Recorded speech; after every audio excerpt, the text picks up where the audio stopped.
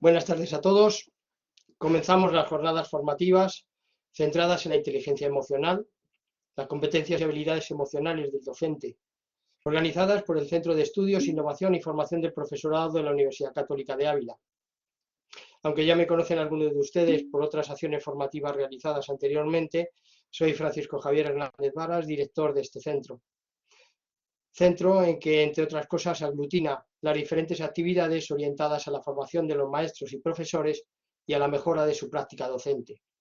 Con este objetivo, hemos organizado estas dos jornadas que abordan una de las competencias y habilidades docentes necesarias para el ejercicio de las funciones del profesorado y para desarrollar una enseñanza de calidad.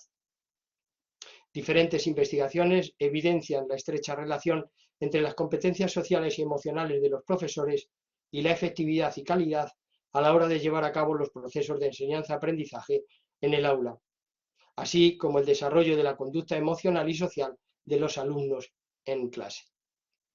Aspectos como la conciencia emocional, autoconocimiento y autoconfianza o la regulación emocional, actitudes como la motivación, compromiso, responsabilidad, determinación, optimismo y resiliencia, así como los beneficios de las competencias intra e interpersonales, completadas además con las dinámicas y estrategias del control de ansiedad y el estrés, son apartados que abordaremos en estos 2 días de la mano de Alfonso González Garrido, gran experto y yo diría que hasta enamorado de esta materia.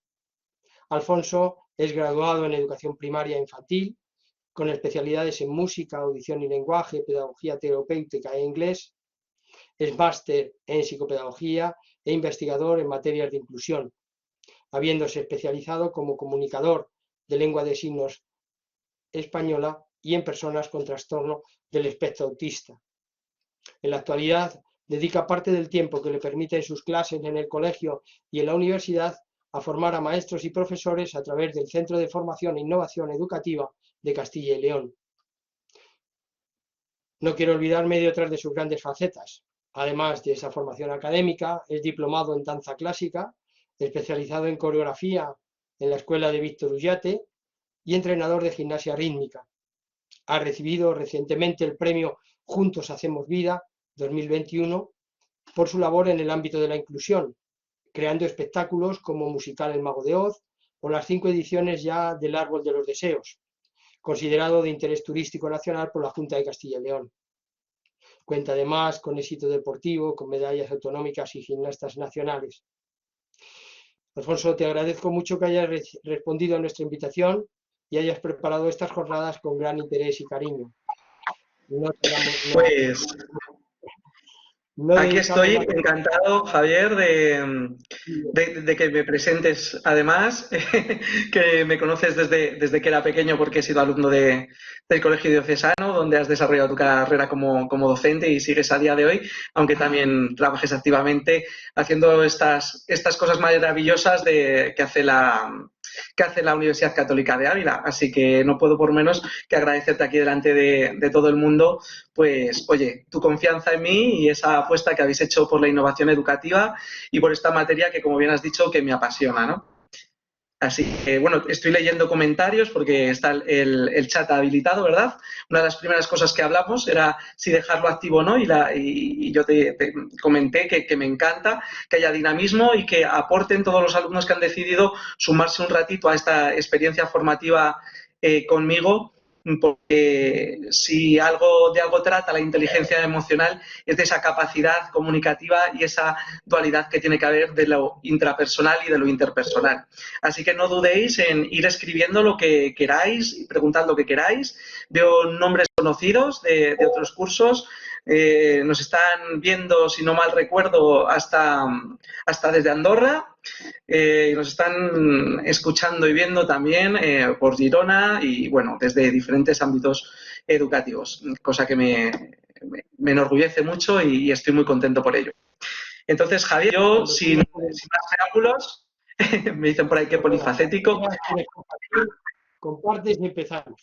Efectivamente, pues vamos a comenzar. Voy a empezar compartiendo. Me encanta empezar siempre pues todos los cursos, las charlas o cuando se contacta conmigo con una experiencia expectante. ¿Qué es esto de una experiencia expectante? Bueno, pues una imagen vale más que 1000 palabras y, pues bueno, voy a poneros un vídeo que quizás hayáis visto, pero que a raíz de hoy, de mi charla y de nuestras conversaciones o de esta formación, espero que aprendáis a valorarlo quizás con otros ojos, que se llama Historia de un hombre o de un señor diferente. Vamos a ver qué le ocurre.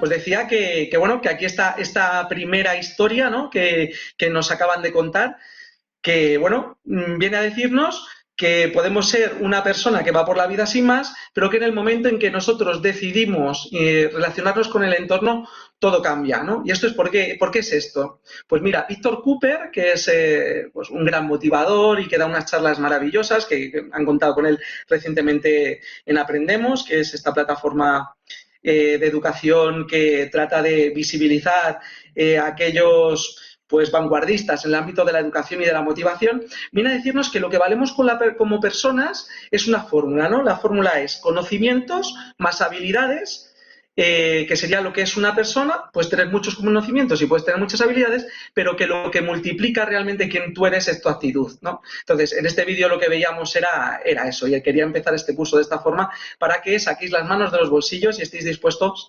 a recibir toda la información que vais a ir recibiendo. Os pido, por favor, también que intervengáis cuando queráis siempre, ¿vale? Yo paro y voy mirando.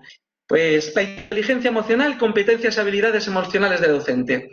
Pues mirad, he querido inicio esta presentación para que veáis que, aunque sea una cosa muy de actualidad, la realidad es que, pues mirad, ahí está Aristóteles. Educar la mente sin educar el corazón no es educar en absoluto. Pues mirad, ya por aquel entonces se ha tenido en cuenta que no todo era lo cognitivo. A lo mejor no tenían herramientas para explicar o para entender tanto las cosas como lo entendemos hoy en día, pero ya Aristóteles estaba dándonos señales, ¿no? O si nos retomamos, nos vamos más lejos, incluso tenemos el cogito ergo sum, el pienso luego existo. Venga, Pues decía, educar la mente sin educar el corazón no es educar en absoluto.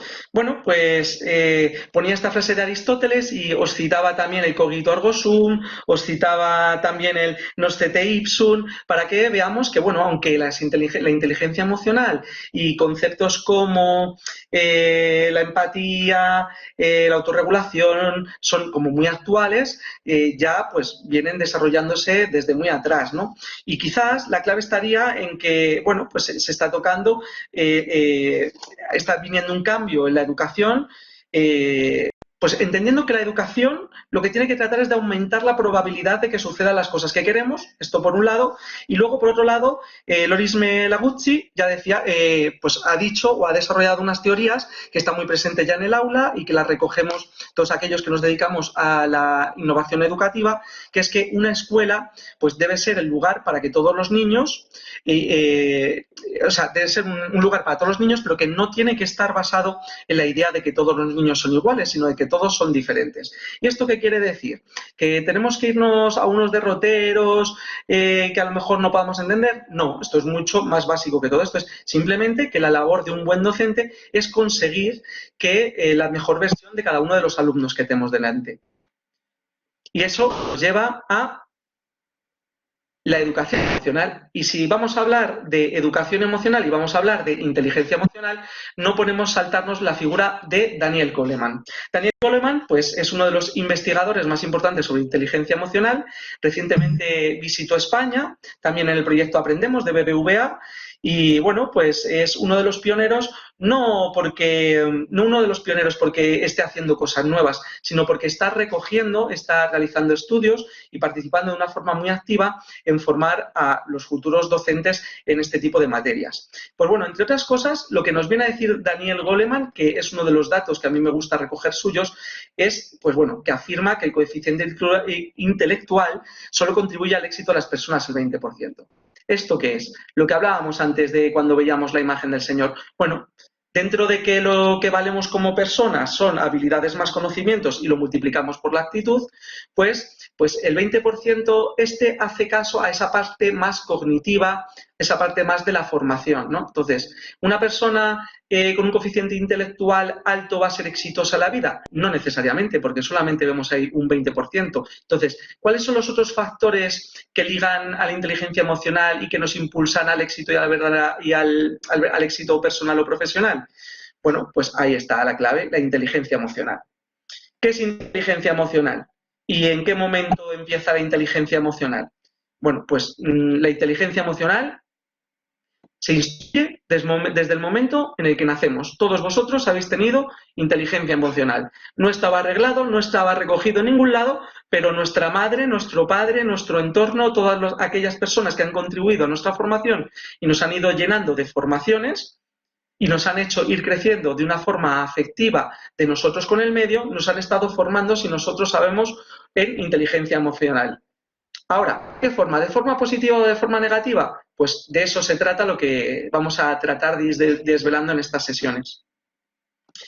La inteligencia emocional, sobre todo, tiene cuatro ámbitos muy destacados que vais a ver cómo se entrelazan entre ellos, se entrelazan con otros conceptos, pero que siempre te van a llevar a lo mismo. La inteligencia emocional, pues, nace de la necesidad de poner nombre y apellidos y de esta necesidad que tenemos muchas veces los docentes de etiquetar cosas. Bueno, no solamente los docentes, sino la sociedad, que es el comprender y el entender. ¿Qué tenemos que comprender y qué tenemos que entender? Pues nos tenemos que comprender y nos tenemos que entender a nosotros mismos. Y para ello, pues tendríamos primero la rama de percibir emociones. ¿Qué es esto de percibir las emociones? ¿Somos capaces de percibir emociones? ¿Cómo las gestionamos? ¿Qué es una emoción? ¿De qué manera la recibo? Pues esto es lo que vamos a trabajar ahora más adelante.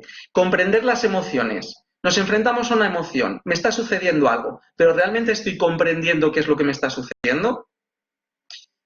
Utilizar las emociones. Ante diferentes tipos de situaciones, ¿soy capaz de utilizar una emoción u otra? Y luego manejar las emociones, que es lo que ya nos llevaría a la excelencia dentro de la inteligencia emocional. ¿Soy capaz de manejar mis emociones y de controlarlas en los momentos y en ser adecuado y estar bien autorregulado, que será uno de los conceptos que se entrelace? Pues bueno, todo eso conforma la inteligencia emocional. Percibir emociones, comprenderlas, utilizarlas y manejarlas. Mirad, en primer lugar, antes de nada, lo que hay que tener es una conciencia y un conocimiento de uno mismo. ¿Esto qué quiere decir? A ver, en sí misma, la conciencia y el conocimiento es esa capacidad que nosotros vamos a tener de nosotros mismos, de quiénes somos y el por qué sentimos. Y esto viene desde el momento en el que nacemos y nos vamos relacionando con el entorno. Viene vivenciado a través de las primeras veces y se va a ir desarrollando a la postre y a lo largo de nuestras vidas. No es que de repente naces y te conoces a ti mismo. Por eso es la importancia de la educación en inteligencia o en la educación emocional. Porque hasta ahora, la verdad es que esto había pasado como un segundo plano y nos hemos dado cuenta, y con la que está cayendo aún más, que realmente están sucediendo cosas anímicamente en la psicología de nuestros alumnos, en nuestra propia psicología como docentes.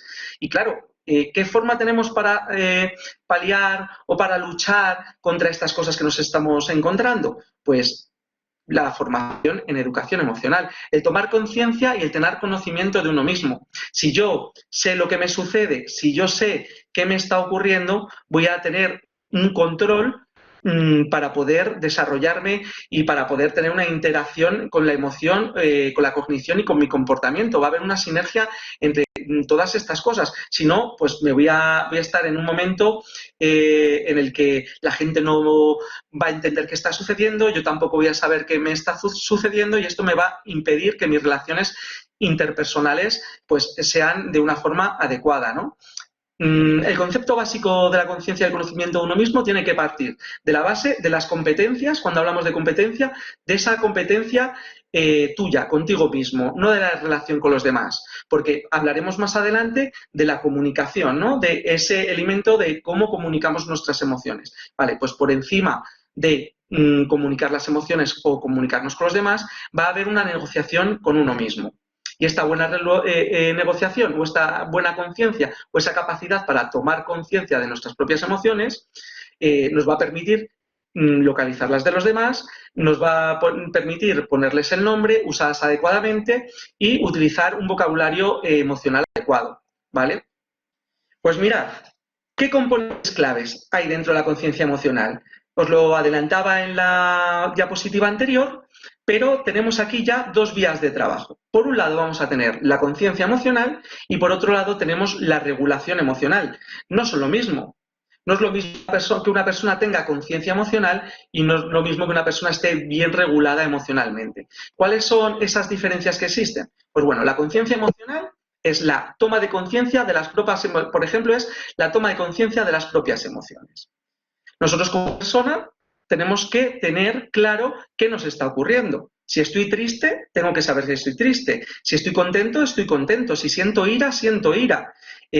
Luego más adelante veremos una rueda de los diferentes tipos de emociones que tenemos, perdonadme, y cómo conectamos con ellas y cómo podemos saltar de otras, porque no todas se trabajan en la misma parte del cerebro y no todas por ello no tienen la misma sinapsis neuronal, neurológica y bueno, pues ya lo vemos un poquito más adelante. Pero bueno, vamos aquí. Conciencia emocional, toma de conciencia de las propias emociones. Decíamos esto, primero hay que tener claro qué nos está ocurriendo, qué estamos sintiendo, qué es lo que pasa en nosotros, ponerle nombre y apellidos. ¿Qué es el siguiente paso? Que es dar nombre a las emociones. Primero las sentimos, las conocemos, luego las ponemos nombre, luego las comprendemos y comprendemos las dos demás. Y por último, tomamos conciencia de la interacción entre emoción, cognición y comportamiento. Eso ya sería cuando llegamos a la rama de la inteligencia emocional o cuando consideramos que alguien es inteligente emocionalmente. Cuando ya hay una interacción entre la emoción, lo cognitivo y el comportamiento.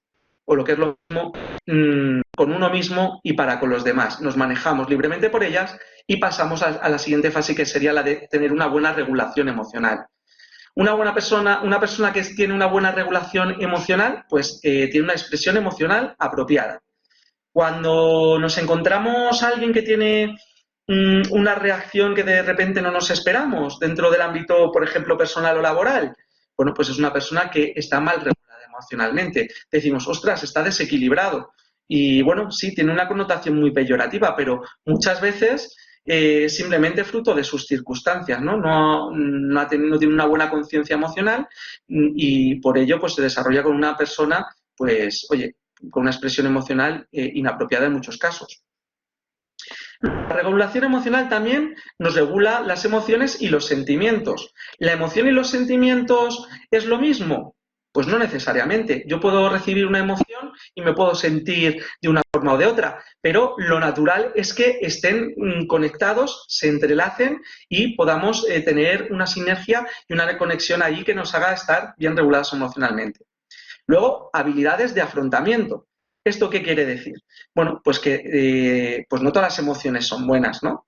Y la clave está en esto. Mira, Víctor Cooper relata y cuenta muchas veces, dice claro, que todos tenemos días malos y que todos nos acontecen situaciones desagradables y nos suceden cosas pues que nos hacen ver la vida de color negro, ¿no? Pero ¿qué es lo que nos diferencia? Pues lo que decíamos antes, la actitud, esa habilidad para afrontar con entereza todo lo que nos está sucediendo. Y es verdad que hay veces que la vida pues, nos va a plantear situaciones en las que todo es negro, pero siempre hay una vía de escape, que es la de el entender o el comprender qué es lo que está sucediendo y decir, bueno, esto es un aprendizaje, o tomarlo como hasta aquí es lo que me ha llegado malo y a partir de aquí crezco hacia adelante. Pues esto sería la habilidad de afrontamiento. Una persona que no tiene habilidades para afrontar, pues estaría mal regulada, pero una persona que tiene habilidades de afrontamiento está bien regulada emocionalmente. Y por último, la competencia para autogenerar emociones positivas. ¿Qué es esta competencia para autogenerar emociones positivas? Pues eso, el último puntito que estábamos tocando dentro de la habilidad, que hay personas que tienen esa gran capacidad de repente autogenerar emociones positivas. Es acostarse por la noche y hacer un examen de conciencia diciendo lo bueno del día ha sido esto. Entonces es buscar lo positivo de cualquier tipo de situación a la que nos enfrentamos o afrontamos. Bien, ¿no? Pues hasta aquí estaría la parte de conciencia emocional versus regulación emocional, que ambas tienen que ir dadas de la mano si queremos una inteligencia emocional, pues en positivo, y si queremos desarrollarnos como personas con inteligencia emocional. Y esto nos lleva al punto primero, ¿no? Que sería la conciencia y el conocimiento de uno mismo. ¿Quién soy? ¿Qué quiero? ¿Cuál es mi misión? ¿Cómo lo quiero lograr? ¿A dónde quiero llegar? ¿Cuáles son mis metas? Pues bueno, ahí tenemos un dibujo de un niño o de un yo pensando y veis cómo se entrelazan de forma continua y es como una ruleta que siempre da la misma vuelta, que es pienso, siento y actúo, pienso, siento y actúo. Claro, porque necesariamente el autoconocimiento tiene que venir de eso, del cognitor ergo sum, del pienso luego existo. Entonces, autoconocimiento, lo que nos va a indicar, o qué es el autoconocimiento por completo, pues es el conocer cuáles son nuestras fortalezas y cuáles son nuestras debilidades. Es el conocer los valores y jerarquizarlos adecuadamente. ¿Qué es esto? Pues las creencias fundamentalmente que nos ayudan a preferir o apreciar una cosa en lugar de otra. Principios que verdaderamente te importan y que te permiten orientar tu comportamiento hacia una vida de propósito. Eso no es más que tú, dentro de lo que sepas que son tus fortalezas y que son tus debilidades, pues tengas con el propósito de tu vida objetivos a corto, a medio plazo, sepas decir que sí, sepas decir que no, y de esta forma te van a ayudar a desarrollarte con una consciencia mucho más plena y con un conocimiento de ti mismo en positivo. ¿Quién soy yo? Muchas veces preguntamos, ¿quién soy? Bueno, pues yo soy mis emociones, mis competencias y mis conocimientos, ¿vale? ¿Qué son estas tres perlas que os he dejado aquí? Pues mira, lo que quiero son las motivaciones y las emociones. ¿Qué me motiva en la vida? ¿Dónde tengo el foco puesto? ¿Qué es lo que quiero conseguir? ¿Y qué emociones trabajo para conseguir este tipo de cosas? Luego, por otro lado, teníamos lo que sé, que es lo cognitivo, los conocimientos y las técnicas que tengo o las herramientas que tengo para relacionarme con el entorno. Y por último, lo que puedo hacer, que eso ya serían las competencias, que son las capacidades propias o adquiridas o desarrolladas. Entonces, yo soy estas tres cosas. lo que quiero, lo que sé y lo que puedo hacer. O dicho en una parte más interpretativa, pues una competencia emotiva, una de conocimientos o cognitiva o la competencia de la propia competencia, que es lo que puedo hacer y que son las capacidades que tengo. A ver, mirad, este cuadro viene también a explicarnos quiénes somos, ¿no? A mí me hace, bueno, yo explico de una forma mucho más formal, ¿no? Y cuando trato con alumnos quizás más jóvenes, para que entiendan que yo, cuando una persona se está en el proceso de conocerse a uno mismo, hay muchas partes, ¿no? Digo, porque, y me gusta decirles, digo, yo soy yo quien yo creo que soy, lo que los demás creen que soy, y por último, quien mi madre cree que soy, ¿no? Entonces, ¿qué parte es más válida de quién soy realmente? Pues somos realmente esas tres partes. Y aquí, bueno, pues está más estipulado y ya está más concreto. Mirad, dentro de lo que conozco yo, de lo que nos conocemos nosotros a nosotros mismos, tenemos una parte pública y una parte secreta. Pero es que luego, dentro de mi yo, hay una parte que tampoco es conocida por mí. Y dentro de esa parte que no es conocida por mí, existe la parte ciega y también la parte desconocida. Pero es que además, dentro de lo conocido por mí y dentro de la parte pública, puedo tener lo que conocen otros. Y es que también puedo tener lo que no conozco y dentro de la parte ciega, pero es conocido por otros. Puedo tener lo que conozco por mí dentro de mi parte secreta, pero que no es conocido por otros, y también puedo tener lo que no es conocido por mí, que es una parte desconocida y que tampoco es conocido por otros. ¿Cuál es la parte pública? La parte pública es el reflejo de lo que sé de mí y lo que los demás saben de mí. Es la imagen pública y lo que se ve. Sería lo más plausible. Esa es la parte pública, lo que yo sé de mí, lo que los demás saben de mí, y es algo como muy plausible y muy público. Sin embargo, dentro de esta misma parte tendríamos el lado opuesto, que es la parte ciega, que son aspectos que me cuesta aceptar, pero que los demás los notan. ¿Qué es esto? Pues muchas veces que yo no conozco de mí, no me conozco en mi totalidad, no he llegado a ese autoconocimiento. Y es aquí, en esta parte ciega, donde residen pues, miedos, frustraciones. Pues muchas veces nosotros no somos conscientes de estas cosas, pero los demás, por eso está, que es conocido por los demás, sí que las notan. Dice, muchas veces nos encontramos a alguien y decimos, uy, qué persona con, no sé, qué introvertido, qué tal. Y a lo mejor esta persona no se tiene en ese concepto, pero sí que se desarrolla ahí propio o fruto a lo mejor de que se ha enfrentado a X frustraciones sin resolver o que tiene X miedos por trabajar.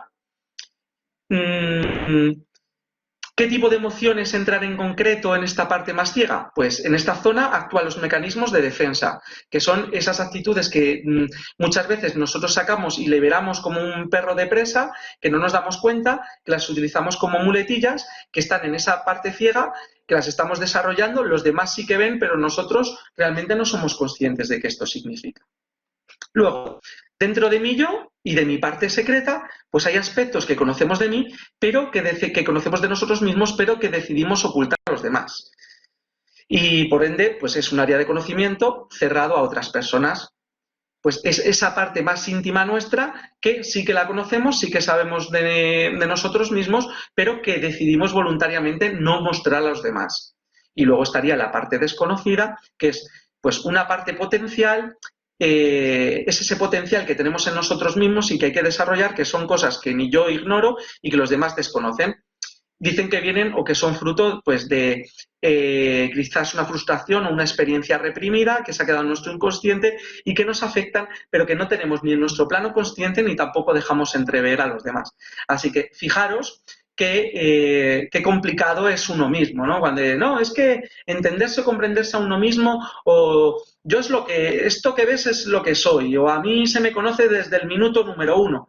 Pues discrepo, mirad, fijaros qué bien trabajado está, ¿no?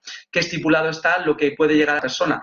Y esto está sintetizado, pero si nos adentrásemos en el mundo de la neurociencia, pues nos daríamos cuenta que dentro de esta parte pública o de la parte ciega, la secreta o la desconocida, también además hay otros subcampos que ampliarían mucho más nuestro índice de personalidad. Porque al final, ¿qué es lo que soy yo? Pues yo soy yo y mis circunstancias. ¿Qué es lo que me va aconteciendo? ¿Qué es lo que me va a ir sumando? Que luego lo vamos a tocar de una forma más práctica, ¿de acuerdo?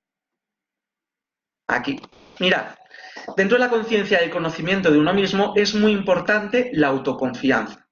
Y la autoconfianza es educable y debe ser educable.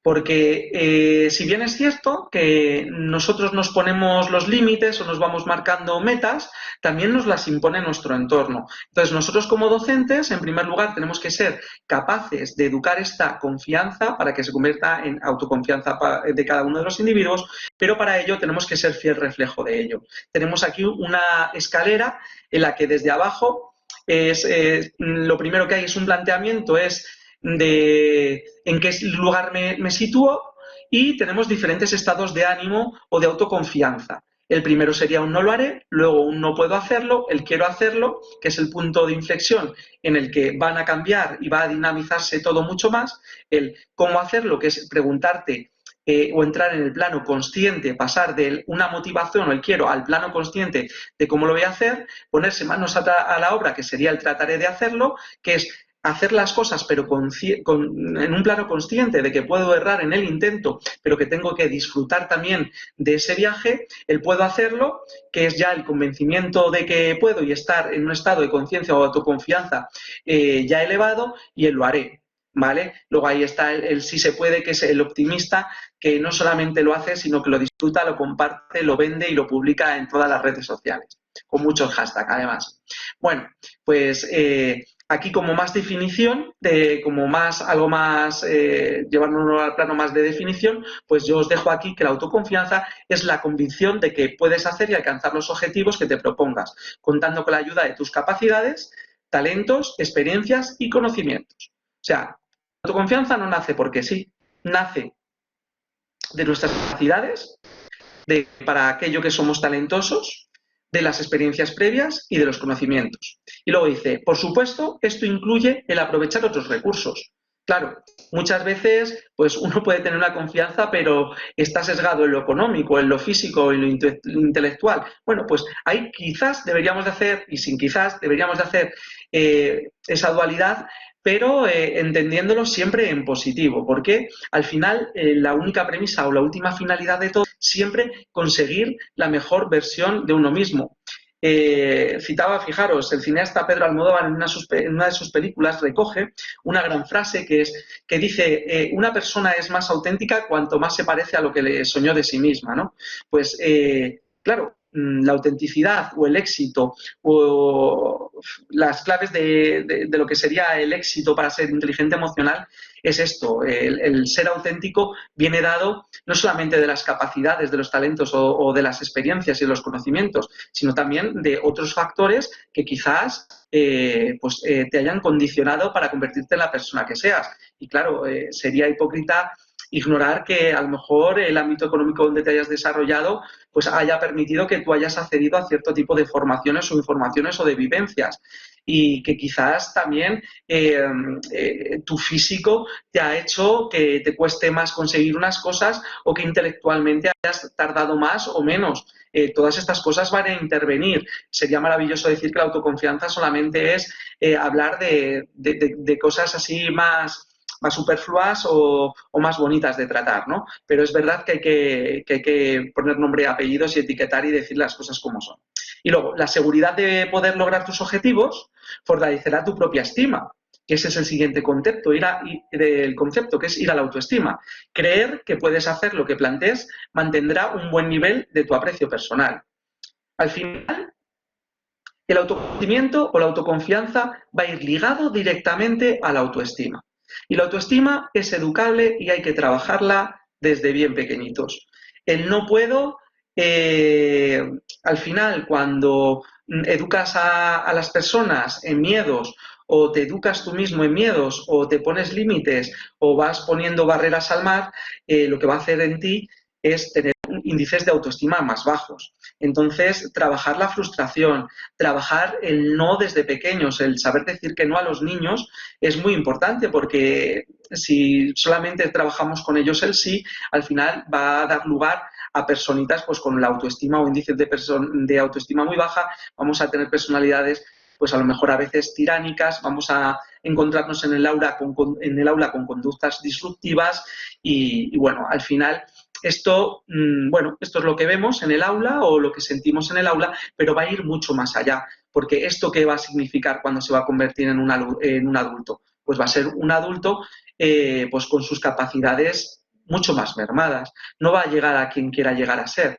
¿Por qué? Porque su autoestima no se lo va a permitir. Y la autoestima, pues al final es importante trabajarla y es el mismo, y va en la misma rama dentro de la inteligencia emocional que la autoconfianza. Aquí está la de la autoconfianza. Por un lado tendríamos las oportunidades y por otro lado tenemos el aprendizaje. A mí se me antoja creer, además, que todo esto es una rueda sin fin, ¿no? Porque las oportunidades se van a ir mostrando antes, durante y después del aprendizaje y es una vivencia continuada, ¿no? ¿Cuál sería el primer punto para desarrollar la autoconfianza? Bueno, pues establecer un compromiso. Yo me comprometo a, ¿vale? Quiero ser médico. Este sería mi primer compromiso. Pero ¿cómo voy a llegar a ese compromiso a través de la autoconfianza? Pues con la motivación. Tengo que estar motivado, tengo que tener motivaciones a corto, a medio y largo plazo, que luego las tocaremos un poco más adelante. En segundo lugar, claro, no solamente es motivación.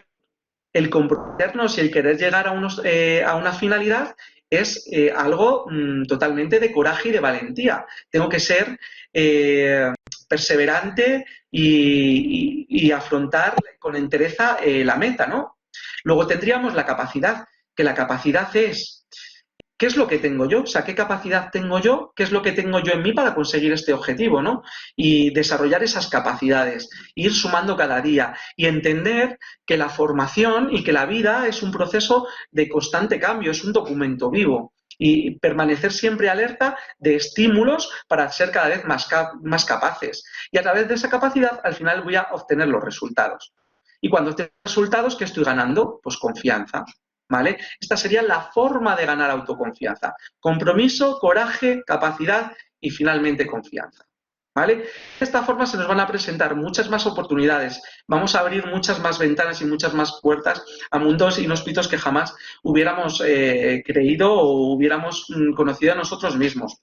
Y es que, fijaros, si bien es cierto que oye, si nos ceñimos a lo más básico, ¿no? A la evolución física y estructural de nuestro cerebro, pues esto ha ido tomando cada vez más cabida. ¿Por qué me he ido ahora a hablaros del cerebro? Pues porque me gusta explicar este tipo de autoconfianza o de estas nuevas capacidades que ahora entendemos o queremos desarrollar, pues desde el punto de vista neurológico, ¿no? Pues antaño, para desarrollarnos era todo a lo mejor, eran funciones, o lo que se buscaba el cerebro eran unas funciones muy primitivas que se movían en el tallo encefálico, ¿no? Y pues daban respuestas simples, basadas ¿para qué? Pues para la supervivencia. Pero bueno, a lo largo de estas comprensiones o a lo largo de lo que ha ido evolucionando la sociedad, pues el cerebro ha ido sufriendo adaptaciones que ya han ido a pasarse de este tallo encefálico al sistema límbico, que es el encargado de regular nuestra conducta emocional. Y cuando regulamos nuestra conducta emocional disculpadme, en el sistema límbico, pues ya estamos trabajando este área del cerebro que nos permite entender la confianza o ese autoconcepto o la autoconfianza a través de lo que os decía, ¿no? De un hecho, o sea, de un acto consciente y totalmente cognitivo, que pasa desde una decisión que sería el compromiso, a través de la motivación, a través del coraje y la valentía, llegando a las capacidades y ganando para mí mismo confianza. Mira, y aquí llegamos a una de las partes prácticas. Esto me lleva a la maleta de mi vida, ¿no? ¿De qué forma puedo yo llegar al autoconocimiento o a la autoconfianza? Pues hay un ejercicio que se trabaja en psicología y que es muy bueno para trabajar en el aula o para trabajar con nosotros mismos, que sería la maleta de mi vida. La maleta de mi vida es para tener claro quiénes somos, de dónde venimos y para emprender el viaje de a dónde vamos, pues tenemos que llenar esta maletita de cosas nuestras.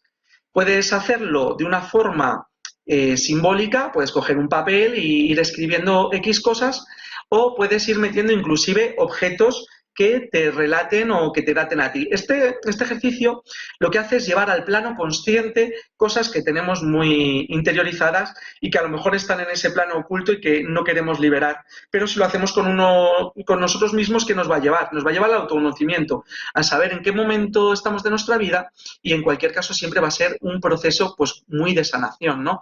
Nos va a servir para saber en qué nos hemos convertido y por qué somos fruto de nuestras circunstancias. Entonces os invito a desarrollar este ejercicio en algún momento de vuestras vidas, porque es un proceso, ya os digo, que es como un ejercicio que lo que sobre todo te da, pues es sanador, ¿no? Y cuando terminas de hacerlo te sientes, pues, como os decía antes, como esa persona que sacaba la mano del bolsillo y que se enfrentaba a la vida con ganas de actuar y de intervenir y no ser solamente fruto de lo que le acontece, sino ser fruto y parte activa de los resultados y de los cambios del mundo.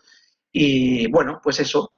Ejercicio, ¿en qué consistiría? El objetivo de la actividad sería conocerse a uno mismo y trabajar el autoconocimiento y la autoconfianza. ¿Cómo se desarrollaría la actividad? Pues cogemos una maleta y podemos ir llenando la maleta de nuestras primeras veces. Este es uno de los puntos importantes dentro del autoconocimiento. Si bien es cierto que también nos condiciona a nuestra vida las últimas veces que hemos hecho algo o otro tipo de experiencias, lo que sí que nos va a hacer negociar nuestra vida. Entender la negociación, como cuando hablamos de negociación, hablamos de conflictos, pero el conflicto en positivo, no el conflicto entendido desde el ámbito peyorativo, no, es cómo he enfrentado yo mi vida, en mi vida, cualquier tipo de situación. Pues lo he afrontado desde la asertividad, lo he afrontado desde la inhibición, lo he afrontado desde la agresividad. Pues bien, esa toma de decisiones de la mediación o la negociación del conflicto va a ser nuestra primera vez, y esa nuestra primera vez va a ir dentro de nuestra maleta, ¿vale? ¿Y por qué es tan importante hacer esto? Pues porque vamos a ser conscientes, quizás vamos a ir a la raíz de muchos de nuestros problemas y vas a darte cuenta de, ostras, es que cuando yo actúo así o cuando yo reacciono así es fruto de que la primera vez o cuando me sucedió esto, y vais a empezar a daros cuenta de que todo está relacionado, ¿vale? Y voy a continuar. Bueno, pues aquí está ya la primera pildorita de trabajo, ¿no? Para que vosotros podáis trabajar como profesionales. El ejercicio de la maleta de mi vida. Vale. Mirad, aquí tenemos otro trabajo de autoconocimiento, que sería el muro de las fortalezas. A mí me encanta realizar este trabajo en periodos de mi vida en el que quizás parece volverse o tornarse todo de una forma muy convulsa y me lleva, bueno, pues a plantearte cosas en periodos de cambios, ¿no? Y bueno, pues es tan fácil como, fijaros, ahí tenemos un muro que puede ser simbólico o para que sea más funcional. La verdad es que recomiendo pues que lo hagáis visual, que lo hagáis palpable, porque es verdad que nosotros todavía estamos educados en las herramientas más plausibles, en aquellas que podemos tocar, y al final todo lo que podemos tocar y sentir va a esa parte más instintiva que hablábamos del tallo encefálico, a esa parte más de la supervivencia, y por ende pues va a haber una sinapsis neuronal mucho más compleja que nos va a permitir avanzar y crecer más como personas. Bueno, pues ¿en qué consiste este muro? Pues la actividad sería el muro de fortalezas. ¿Cómo sería trabajarla con uno mismo? Bueno, pues se trata de hacer un repaso de qué es lo que tú crees que tú tienes bueno, cuáles son tus fortalezas, qué es lo que hacen de ti una persona diferente y qué es de lo que tú estás orgulloso de ti mismo, ¿vale? Entonces esto podemos hacer en nuestro muro de la pared o donde nosotros elijamos, en nuestro muro de la habitación, pues unos posits diciendo, pues sé divertirme, sé comunicarme, soy una persona que me gusta escuchar. Y tener esto delante de ti mismo y llevarlo al plano cognitivo te va a hacer desarrollarte y tener autoconfianza, desarrollar tu autoestima en positivo. Y por ende, ¿qué estás trabajando? La inteligencia emocional, ¿de acuerdo? ¿Cómo trabajamos la inteligencia emocional también de forma grupal? ¿O este ejercicio se puede extrapolar al mundo del aula? Por supuesto. A mí me encantan las tutorías, pues descubrir cuál es el muro de las fortalezas de mi tutoría, ¿no? Tenemos muchas personitas, cada personita que tenemos delante o cada persona si son más adultos, Me gusta hablar siempre pues, en el mundo de la primaria y el infantil, porque habitualmente es donde suelo realizar o dar mis formaciones, así que me vais a disculpar si en algún caso ya pues me voy por esos derroteros, ¿no? Bueno, pues en un grupo social, lo podemos hacer en cualquier grupo social, con alumnos, con amigos o como queráis. Os invito a hacer esto porque realmente no solamente este muro de las fortalezas sirve para trabajar, o sea, cada uno mismo le podéis decir, podéis vosotros poned una fortaleza vuestra para ver cómo de fuerte es esta clase, cómo de fuerte es este grupo. No es que además esto lo podéis trabajar de otra forma positiva y no es que sea una competencia interpersonal, sino que sea intrapersonal, o al revés, disculpadme. ¿Y cómo sería? Pues le dices que cada compañero diga la fortaleza de otro compañero de forma random, diciendo el número 1 al 2, el 2 al 3, o les movéis y volvéis a repetir el ejercicio. Cambiad de posición y ahora tenemos que decir otra cosa positiva de otro compañero, ¿vale? ¿Aquí qué estamos trabajando? No solamente estaríamos trabajando la autoconfianza y el autoconcepto, ahí estamos trabajando la empatía y estamos trabajando el grupo. Entonces, este ejercicio también a mí me gusta mucho compartirlo porque creo que es uno de los que son muy punteros y os pueden suponer un antes y un después. Y luego este sería un trabajo mucho más personal, que es propio del psicoanálisis. Pero sería como un autopsicoanálisis, que claro, que dicho así, la verdad es que estaría hasta incluso mal dicho, pero es para que me entendáis aquellos que quizás no tengáis tanta formación en el ámbito de la psicología, ¿no? ¿Y en qué consiste?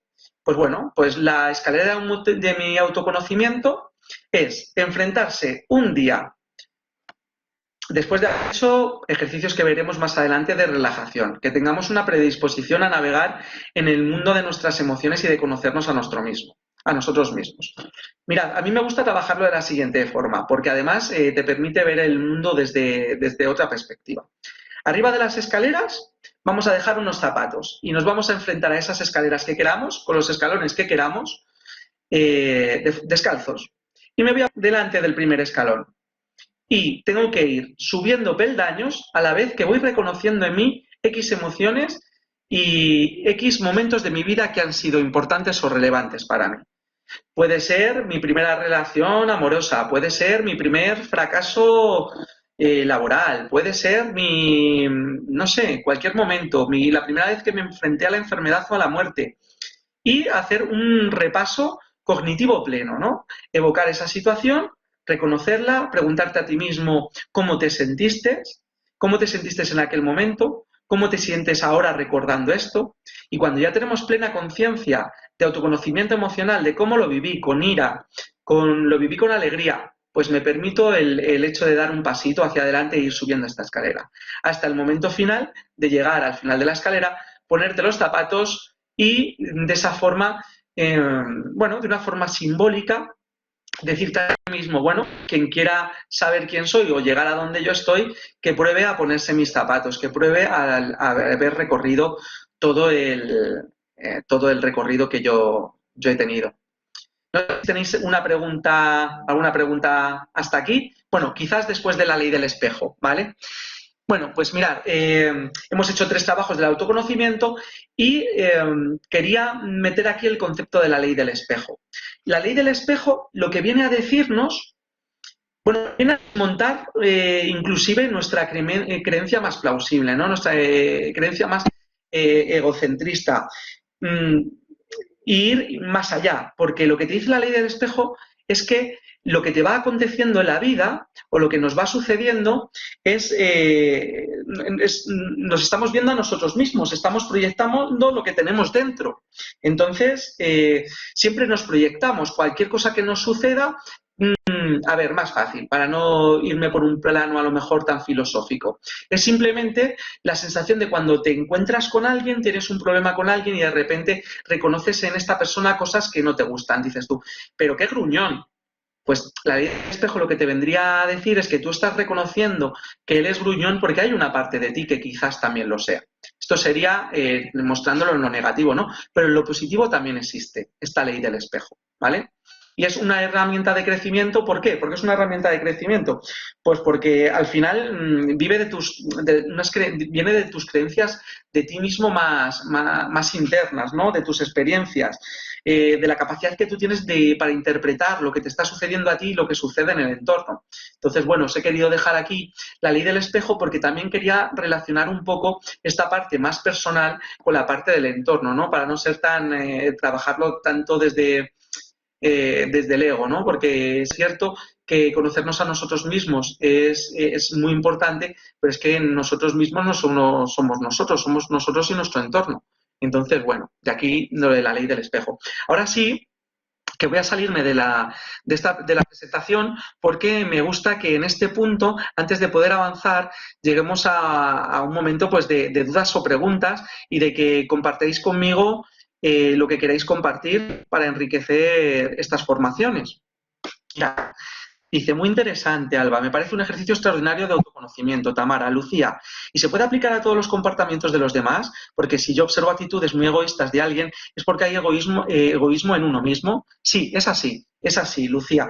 Es lo que dice la ley del espejo, ¿no? Que si tú has sido capaz de reconocer X cosas en los demás, es porque tú dentro de ti también las tienes. ¿Vale? Pero no, o sea, esto no quiere decir que tampoco que tú estés viendo que una persona de repente está teniendo ya un comportamiento amoral y que porque tú lo reconozcas tú también seas amoral. No, pero que sí que tienes esa capacidad para entenderlo. Dice Natalia, el ejercicio de la maleta de mi vida también tendría una parte psicoanalítica, ¿no? En cuanto a las primeras veces. Sí. Es totalmente psicoanalítica. Al final, cuando yo planteo dentro de las formaciones algunos ejercicios, si esta formación hubiera sido presencial, pues hubiéramos hecho estos ejercicios de forma presencial o os hubiera invitado a salir para trabajar X vivencias y para conectar esos puntos o esas sinergias que al final es de lo que se trata la inteligencia emocional. La inteligencia emocional lo que hace es unir esos puntos que hay y que existen y llevarnos a un todo, ¿no? A ese todo que soy yo mismo.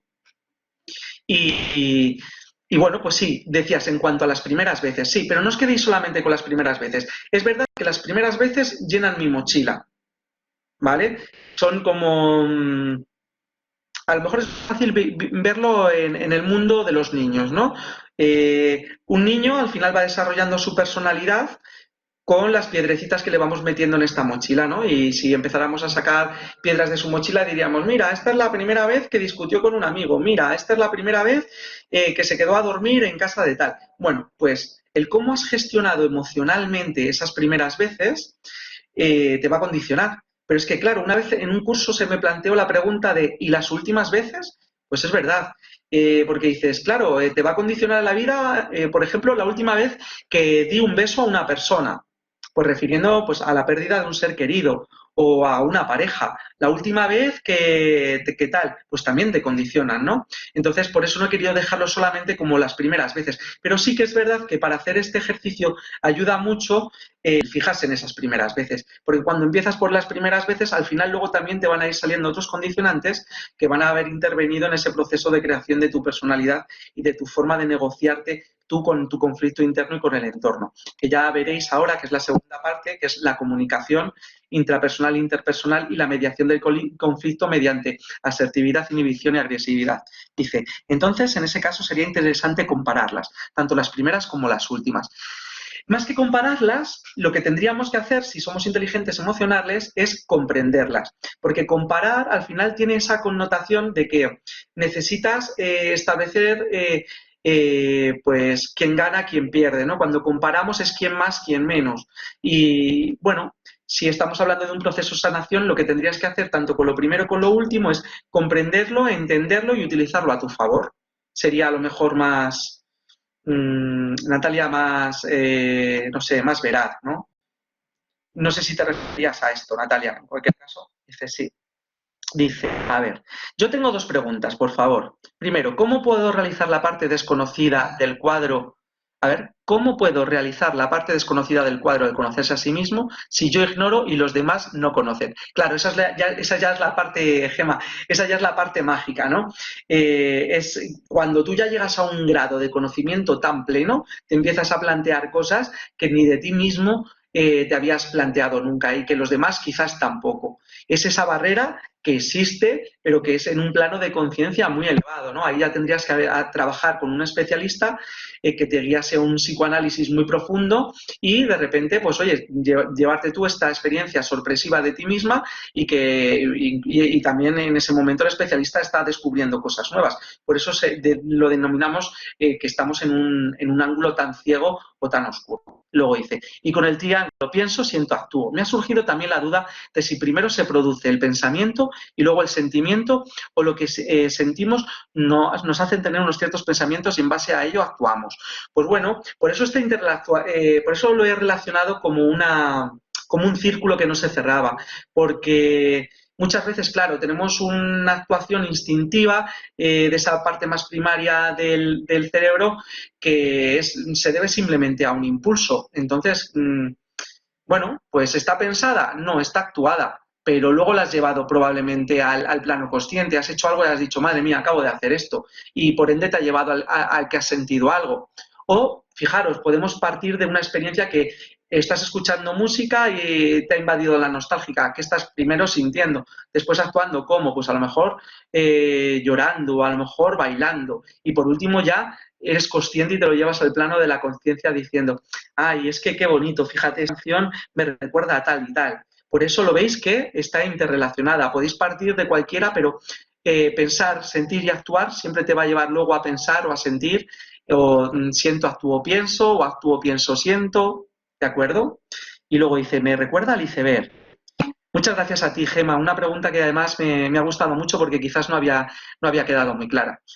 Y me recuerda al iceberg. El iceberg, entiendo, Alba Pintos Pérez, que te refieres también a la herramienta de trabajo en la cual colocamos arriba nuestra experiencia y vamos a ir poniendo de abajo arriba los valores, creencias o cosas que nos han ido aconteciendo hasta llegar a la cúspide de la montaña.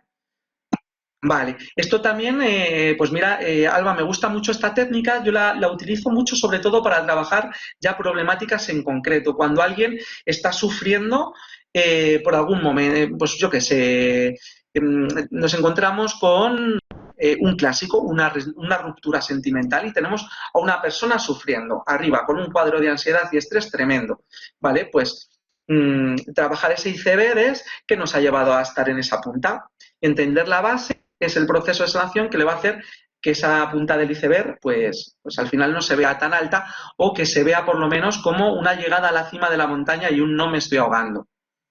Muy interesantes las preguntas, justo, muchas gracias, Alba. De todas formas, ya sabéis, como profesionales de la docencia, que entiendo que sois todos, que estas son mis herramientas, pero que son siempre, cada persona le tiene que echar su sal y su condimento a estas cosas, ¿no? Podéis innovar, darle una vuelta y sobre todo localizarme por una red social y luego compartirlo conmigo porque a mí me interesa muchísimo cualquier cosa, cualquier avance y cualquier herramienta que tengáis que veáis que sobre todo de frutos, ¿vale? Bueno, pues vamos a avanzar a la siguiente parte. La siguiente parte ya hace una referencia directamente a la relación o a la comunicación con uno mismo y la comunicación con los demás. Hasta ahora nos hemos planteado simplemente la inteligencia emocional como un plano de conciencia emocional, el autoconocimiento, la autoconfianza, la regulación emocional. Entonces, ahora vamos a pasar a un siguiente ámbito un poco más, bueno, pues de la relación con el medio, ¿no? Y para esto, pues fijaros, vamos a citar a Albert Einstein, o bueno, creo que no está comprobado certeramente, pero sí que se le atribuye a él, que es, ¿qué sabe el pez del agua donde nada toda su vida? ¿No? ¿Qué sabe el pez del agua donde nada toda su vida? ¿No? O que lo hemos llevado al terreno de la educación diciendo, si juzgas a un pez por su capacidad para trepar árboles, pues toda la vida que es un inútil, ¿no? Que también que se le atribuye a Albert Einstein. Pero bueno, pues vamos a ir a esa parte ya más de la relación de nosotros mismos con nuestro entorno. Vamos a ver, aquí. El valor de uno mismo, que será como concluya la sesión, ¿de acuerdo? Os pondré este último vídeo para que nos vayamos motivados y con ganas de recibir la formación del día de mañana, que es más práctica, ¿vale? Ya os informo de que tocaremos también temas, pero voy a dar un aporte mucho también más práctico de herramientas, del control de la ansiedad y del estrés y de estrategias. Ahora también vamos a ver unas cuantas, ¿de acuerdo? Pero mañana vamos a tener este taller del control de la respiración, de gestión emocional, de cómo determinar en un momento determinado nuestros niveles ansiosos y cómo manejarlos. Vale, pues mirad, de competencias emocionales intrapersonales que te ayudarán a ser un mejor profesional. He dejado mejor profesional y no solamente docente, porque sí que he sido conocedor de que, oye, había profesionales del ámbito de la psicología que habían querido asistir a esta charla y están también aquí con nosotros. A ver, mira, dice Mahatma Gandhi, ni más ni menos, sé el cambio que quieres ver en el mundo. Pues mirad, Mahatma Gandhi es lo mismo que el hombre que hemos visto en el primer vídeo. El hombre del primer vídeo, en el momento en el que aquella abuelilla le sacó la mano del bolsillo y interactuó con el mundo, de repente tomó parte de él y propició que fuera él un ente de cambio y no solamente un ente pasivo. Autorregulación. Conoce y maneja tus emociones. Ahí tenemos las diferentes emociones, ¿no? En emoticonos, en 2.0. Mira, regulación emocional. Dice, la regulación emocional es la gestión adecuada de tus estados, impulsos y recursos internos. Y es la capacidad para manejar tus emociones e impulsos conflictivos de forma apropiada. La capacidad para autogenerar emociones adaptativas que te lleven al resultado esperado. ¿Vale? Entonces, tenemos dos vertientes dentro de las estrategias de regulación emocional o dos grandes rasgos a trabajar. Por un lado tenemos las estrategias de regulación emocional que son adaptativas y por otro lado serían las desadaptativas. ¿Cuáles son las adaptativas? Son las que nos van a servir para regular las emociones negativas. O sea, cuando nos pase algo negativo, ¿cómo voy a conseguir adaptarme a ese medio y regular de una forma emocionalmente sana? Pues mirad, ahí tenemos 4 formas. Por un lado tendríamos la reevaluación. ¿Qué es la reevaluación? Pues me enfrento a una experiencia negativa, ¿no? Lo primero que voy a hacer es sentirme mal.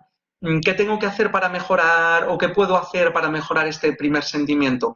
¿Cómo lo reevalúo? Pues eso, ¿qué hago? Reevaluarlo. Volver a decir, sucedido, ¿por qué me ha sucedido? ¿Es tan malo como lo acabo de pensar? Me gusta aplicar aquí la norma del 5, por ejemplo, vamos a decir, o del 4 o del 6, como queráis, que es esto que me acaba de suceder, ¿qué repercusión o cómo me va a afectar a mí dentro de 5 segundos? ¿Cómo me va a afectar a mí dentro de 5 minutos? ¿Cómo me va a afectar a mí dentro de 5 horas, dentro de 5 días, dentro de 5 semanas y dentro de 5 años? Y entonces, esa forma de reevaluar te va a hacer adaptarte y ser potencial y regular tus emociones negativas de una forma positiva, ¿vale? Por otro lado, estaría la aceptación. Claro, un problema es un problema hasta que lo aceptas y que luego continúa siendo un problema, pero no estaría dentro del ámbito de estar más regulado emocionalmente.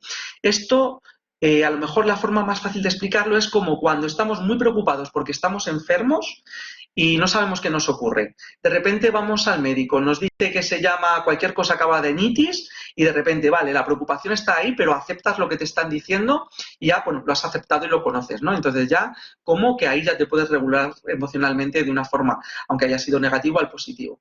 Luego, la resolución de problemas, que es, tengo un problema, ok, voy a establecer resolución de problemas mediante la asertividad, la inhibición o la agresividad. Estas 3 vertientes, pero voy a resolver problemas. Y luego la reasignación atencional. ¿Qué quiere decir esto? Que vale, que un problema es un problema en un momento determinado, una emoción es una emoción en un momento determinado, pero no me puedo encariñar con esa piedrecita o no puedo convertir esa piedrecita en un pensamiento intrusivo. Eso es la reasignación atencional, o sea, reasignar la atención a otra cosa que no sea continuamente lo mismo. Y luego tendríamos las estrategias de regulación emocional desadaptativas, que son las que conducen a empeorar y prolongar las emociones negativas. ¿Qué es lo que no debo hacer nunca? La rumiación. La rumiación era lo que os hablaba antes del pensamiento intrusivo. Es cuando me encariño con la piedra en demasía y solamente hago que pensar en ello y en hablar de ello. Veas el caso, pues te ha ocurrido de repente en el ámbito docente. Eres profesor y te has recibido un email de un padre descontento por cualquier cosa que ha sucedido en el aula. Y tú entras ya en el bucle de ¿por qué, por qué, por qué? Y te gusta fustigarte y tal. Pues esa rumiación te va a llevar a estar en un estado ansioso depresivo, una preocupación que si la sigues rumiando, se puede convertir en un momento en algo patológico, ¿vale? Por otro lado, la supresión. Y por otro lado, la evitación, que tampoco creo que requieran de mucha más explicación, que es suprimir la emoción directamente o evitar cuando algo nos está ocurriendo algo malo, evitarlo, ¿no? O sea, lo suprimo, lo evito, no ha sucedido y tal, pues eso no es para nada sano, ¿no? Porque está sucediendo, no lo puedes ignorar. Y si lo dejas ahí y dejas, como dicen en el andariego, las pequeñas cosas doliendo en el alma, al final pues va a tener una repercusión muy negativa.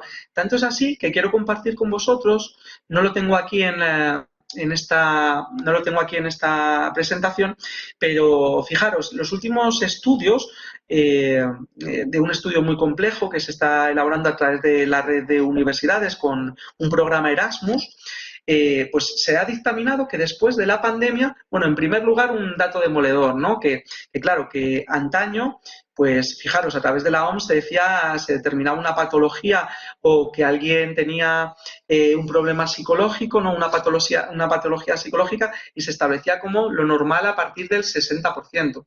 Y es que resulta, de la población, ¿no? Y resulta que ahora el último estudio recoge que más del 60% de la población ahora tiene algún tipo de dolencia o algún tipo de patología de índole psicológica. Por lo tanto, ¿qué es lo normal? Claro, antes lo normal era que, pues ahora lo normal es tener algún tipo de patología. Y no solo eso, os invito a buscar un informe en el que, bueno, pues ya sabéis, se establecen, no sé si lo sabéis y si no os lo digo, se establecen como 15 puntos de estado psicológico, ¿no? Patológico, en el cual el 0 sería el estar totalmente sano y a partir del 1 pues sería desarrollar preocupaciones o pequeña ansiedad hasta un número 15 que entraríamos en el terreno de enfermedades, oyes, pues de tener cuidado porque te pueden llevar a la autolisis, que estáis viendo que es una temática como muy comentada y muy en auge hoy en día, ¿no? Y entonces, ¿qué es lo que ha recogido este estudio? Que desde antes de la pandemia, después de la pandemia, aquel que estaba en el punto 0 probablemente, no probablemente, lo que te dice es que ahora está en el punto 3, el del 3 está de 3 en 3 hacia arriba. Así que yo no tengo que por menos que recomendaros que, oye, es que hagáis un poco de análisis de en qué momento estáis y si reconocéis en gente o en personas de vuestro entorno y de vuestro círculo X cosas que, oye, pues que no está de más el ponerse en manos de profesionales, ¿no? Bueno, mirad, vamos aquí a la rueda del poder. Fijaros, ¿qué es esta rueda del poder? Pues la rueda del poder lo que te va a llevar es al estar bien regulado, lo que hablábamos antes de en positivo, ¿no? Estas emociones regularlas de una forma positiva. Y esta rueda del poder te va a dar el poder para que todo esté bien y que el conflicto no llegue, como se dice comúnmente, la sangre al río, ¿no? Tenemos ahí unas cuantas cosas. Fijaros, qué fácil es, pero qué difícil es ponerlo en práctica muchas veces.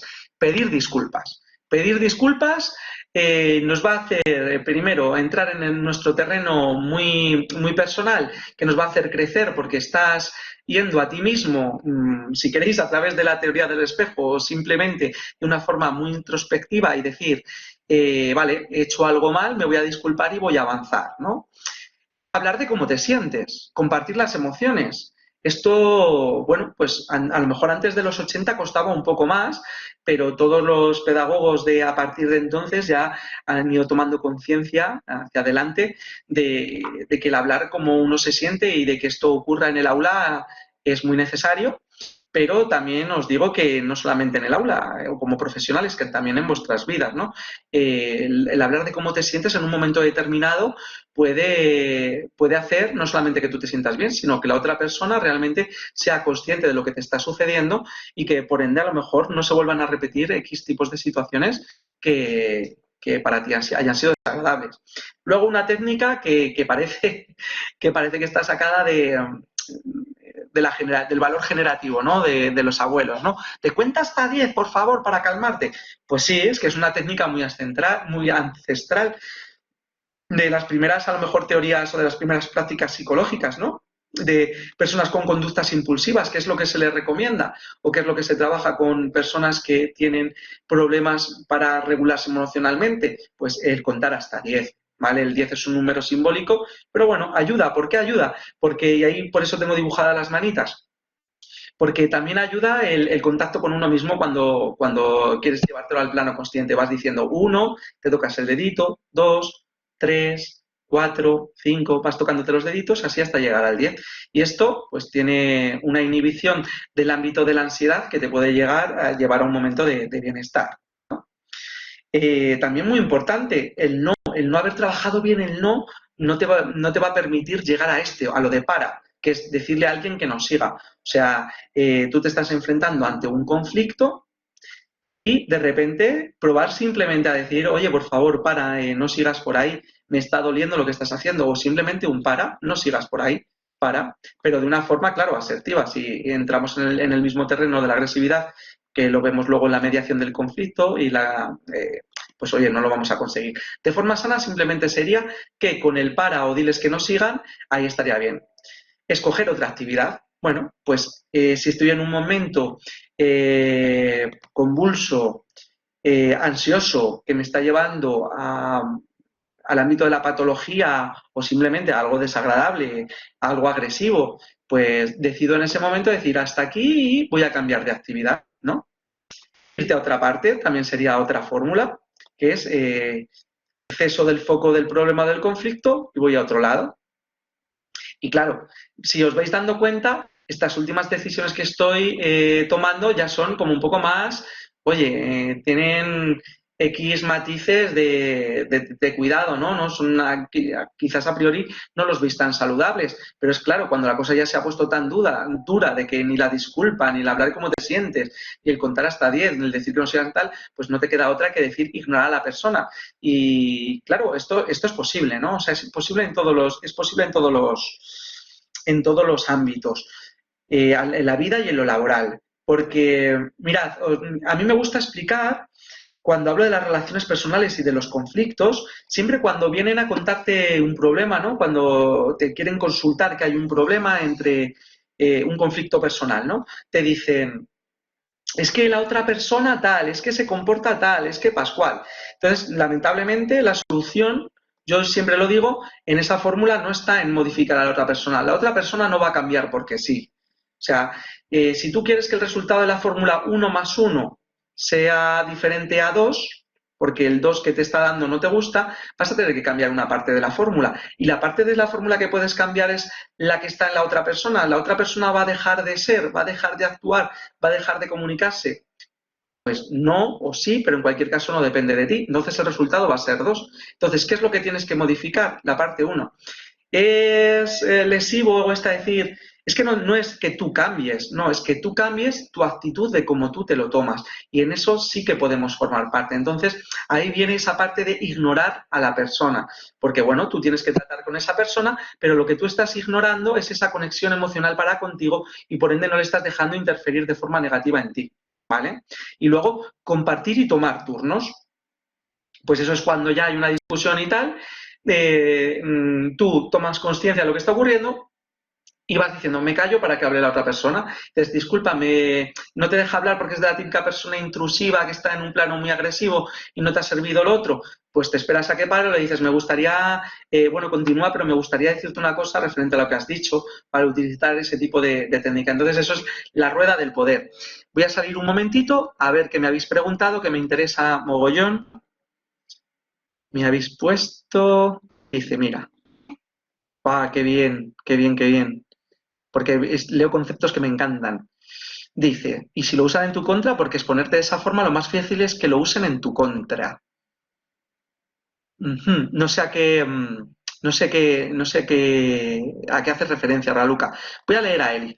La falsa creencia de los 80-90 que mostrar las emociones nos hacía débiles como especie dio a lugar a toda una generación de ineptos emocionales, de trastornos mentales derivados de la represión emocional, sobre todo en las mujeres. Las nuevas generaciones aceptan y hablan de salud mental más abiertamente, pero aún así seguimos luchando por combatir el estigma y hay que educar en emociones como base personal, pero también como base para la inclusión real de todas las personas. Efectivamente, Eli, es que claro, la base de la educación emocional es inclusiva por naturaleza. ¿Y por qué es inclusiva por naturaleza? Porque todos sentimos, y como todos sentimos, y sentimos de una manera diferente, que ese sería el matiz, yo siento de manera diferente a ti, o yo de mi hermano, imagínate que tuviera un gemelo que nos hemos criado más o menos a la par, siento diferente. Por lo tanto, las emociones y los sentimientos es lo más inclusivo que hay, ¿vale? Y hay que entenderlo así, y no hay que tener miedo. Es verdad oye, tenemos una herencia todavía a día de hoy y algunos estigmas que a veces te hacen encontrarte con momentos o con situaciones desagradables. Pero yo creo que hoy en día el grosso de la sociedad sí que determina o te ayuda a que todo sea en sumativo y que todo pase siempre a un plano mucho más positivo. Y mira, aquí toca Raluca del Bosque. En el bullying también hay que cambiar la forma del que recibe el bullying. Me refiero a que igual genera rechazo o lo usan para hablar mal de ti o simplemente se ríen. No, mira, es que dentro del bullying ya estamos dentro del ámbito de lo irracional, ¿no? El bullying, eh, aunque esté en el plano racional para la persona que lo sufre o para los que lo ven, es como otro tema bastante más complejo, ¿no? O sea, habría que mirar en primer lugar, la persona que está cometiendo el bullying, qué es lo que le está llevando a cometer el bullying, y yo entiendo que lo que tú me estás preguntando es qué es lo que puede hacer una persona que está recibiendo bullying, ¿no? Me refiero a que igual genera rechazo o usan para hablar mal de ti o simplemente se ríen. Es que no entiendo muy bien tu pregunta. En cualquier caso, Raluca, yo creo bueno, claro, el primer paso, a ver, en el bullying también hay que cambiar la forma del que recibe el bullying. Es que el bullying no se puede cambiar la forma de que lo recibes. Cuando recibes bullying, lo recibes de la forma que lo recibas. El bullying nunca está justificado. Entonces, no hay una motivación, no es estás recibiendo el bullying por algo en concreto. Bueno, probablemente se hayan fijado en ti como una persona débil o por mucho que seas fuerte, o simplemente esta persona está frustrada. O sea, es irracional, no nace de un raciocinio que digas tal. No, es todo lo contrario, es algo tan irracional y algo tan lesivo y tan agresivo y que nace de unas emociones tan negativas y tan mal educadas que, claro, no se le puede utilizar un razonamiento formal o llevártelo al plano más. Entonces, ¿qué es lo que se puede hacer para luchar contra el bullying? Pues educar en las emociones desde vientos, educar en la empatía y a partir de ahí pues irá cesando, ¿no? en esta lacra de la sociedad que es el bullying, y que lo único que hace pues es eso, pues hacer que algunas personas pues su vida sea un despropósito y que sufran. Tamara, el problema que existe en la forma de pensar de algunas personas, ya las menos afortunadamente, de que el solicitar ayuda psicológica crea un falso estigma de enfermedad, y es tan simple como explicar que si una persona le duele una pierna, acude al traumatólogo. Creo que se debe de normalizar aún más el acudir al psicólogo y al psiquiatra, sin que cree estigma. Pero me reitero, que por suerte creo que se está erradicando. Sí, yo creo que después de la pandemia la gente ha tomado mucha más conciencia, ¿no?, de la salud emocional, y por lo menos se está mostrando y se está poniendo en la palestra X cosas que están desestigmatizando, pero como todo, ¿no?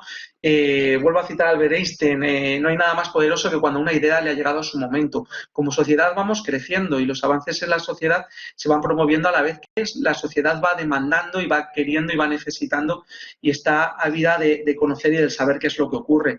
Entonces yo creo que es lo que sucede. Y sí, efectivamente, fijaros, es que antes hablábamos de lo normal, qué era lo normal cuando en un estado psicológico, y a día de hoy esa normalidad se ha desmontado, porque el 60% de las personas pues está pasando por algún proceso psicológico que antaño pues ya era considerado patológico y a día de hoy se sigue considerando.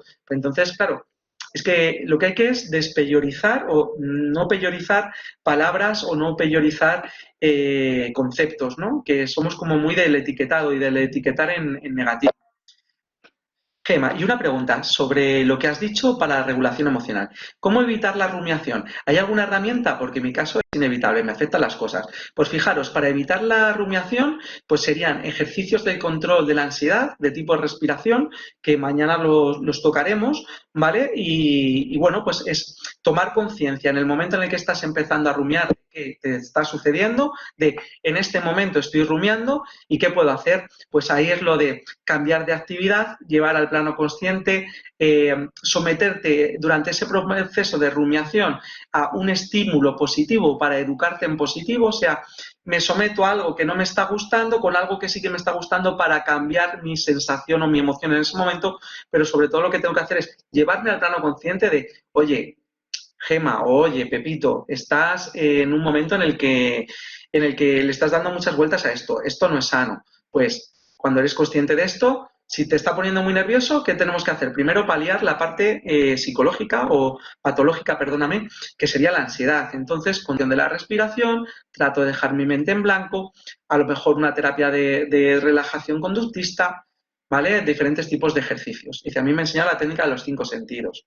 Los 5 sentidos es tomar la técnica de los 5 sentidos, si no me equivoco, Alba, es aquella en la que cuando estás teniendo ese pensamiento intrusivo y estás rumiando, tomar conciencia a través de los 5 sentidos de lo que te rodea y entonces captar visualmente la atención con una cosa, el tacto con otra, el olfato con otra, ¿no? Y así estás yendo a la parte más primitiva y estás ocupando esa parte neurológica tuya. Dice, respiración, centrarse en el aquí, ahora y meditación, visualización. Sí, sí, primero 5 cosas que veas, 4 cosas que escuches.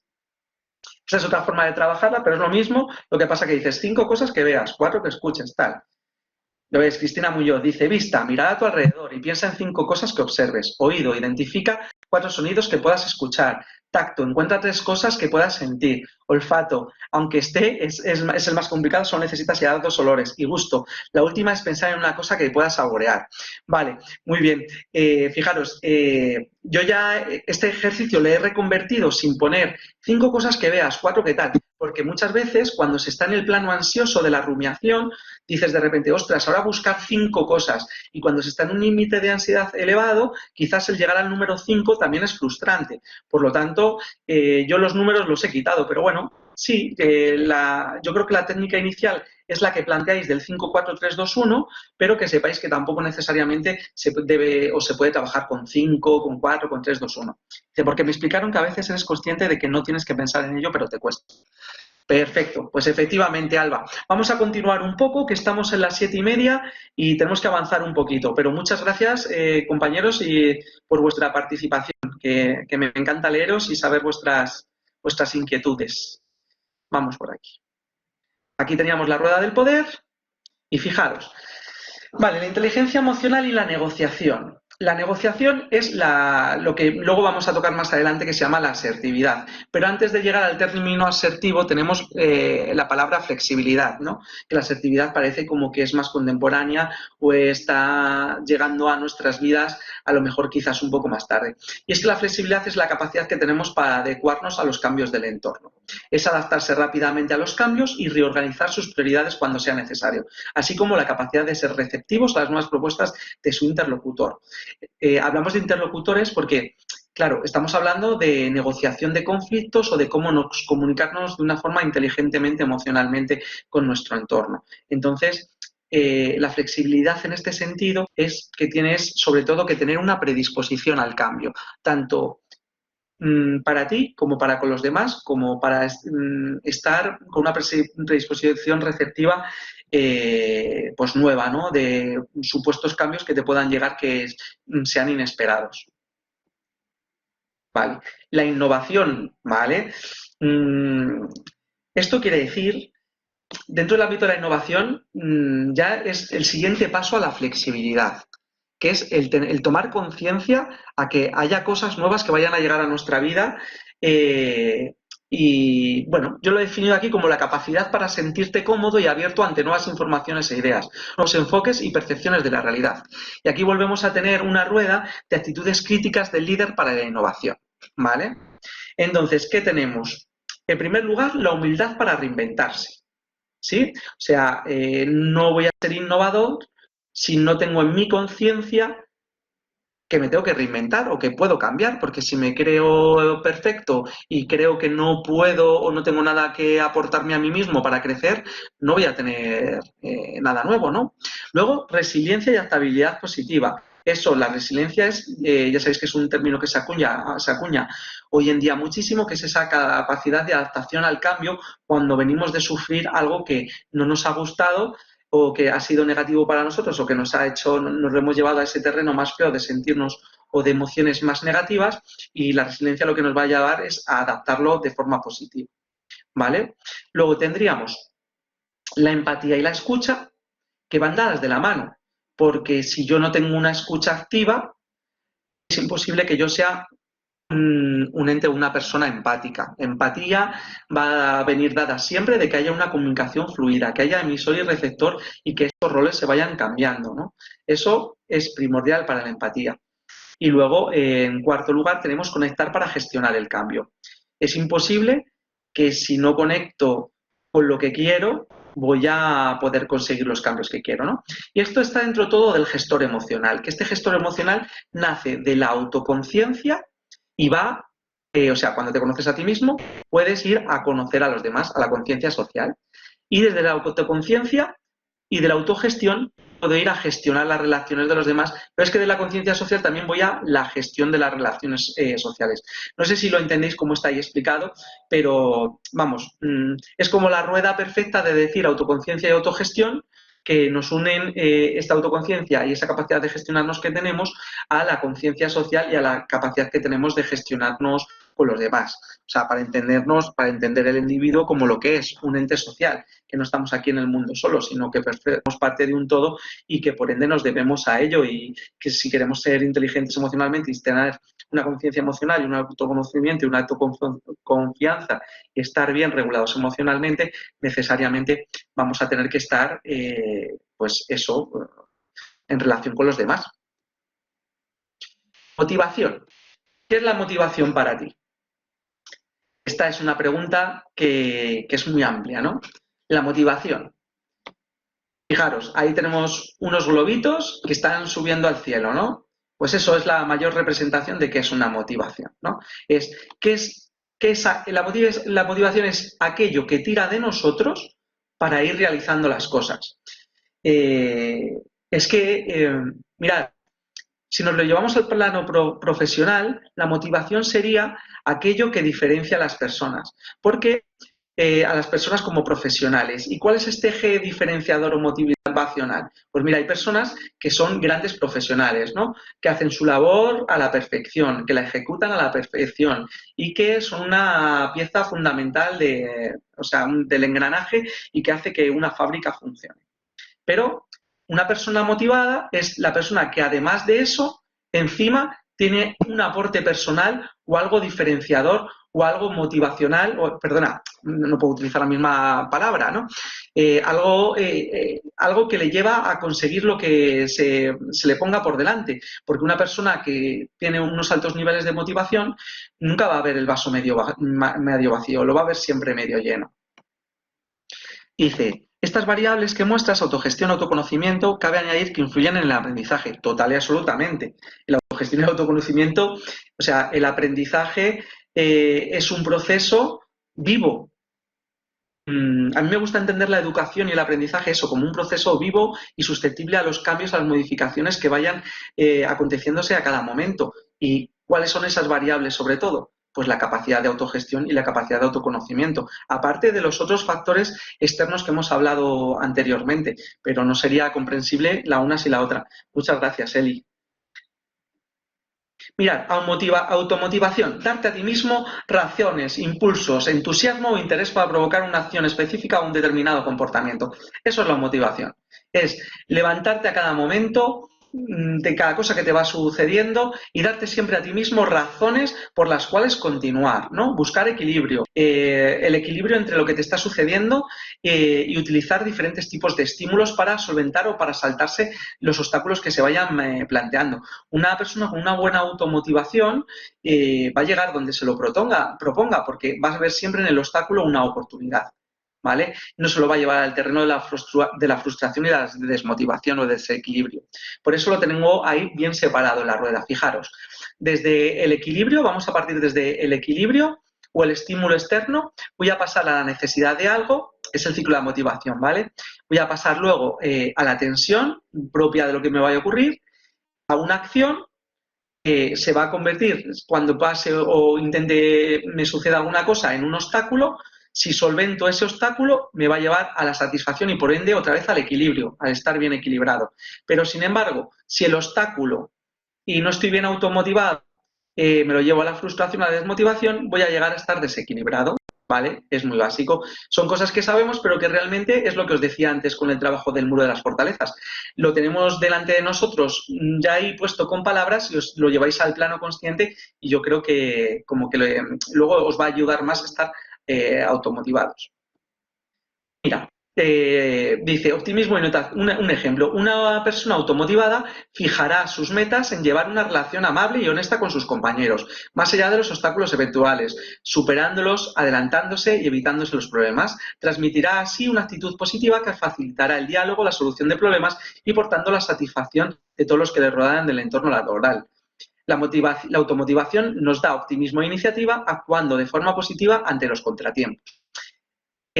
Claro, pues lo he vinculado ya a las relaciones humanas, para que no veáis que la automotivación es una cosa solamente para con uno mismo, no, es que tu automotivación va a modificar el constructo social con el que tú te desenvuelves, porque si tú tienes unas metas en tu vida y estás bien regulado, pues vas a tener con tu entorno una predisposición positiva a la negociación. Entonces, por lo tanto, te vas a desarrollar como una persona más honesta con tus compañeros, vas a tener una relación más amable, porque no vas a encontrar problemas a la hora de saltar o solventar obstáculos, ¿no? Los vas a superar y además este tipo de vertiente o de personalidad lo que conlleva es que suele contagiar esa luz, por llamarlo de alguna forma, al resto y al final es algo educacional, ¿no? ¿Y cómo se puede educar? Pues llevándolo al plano consciente, una vez más. Mira, motivación al logro. La motivación al logro es la capacidad para esforzarse por mejorar y satisfacer un determinado criterio de excelencia, propio o impuesto.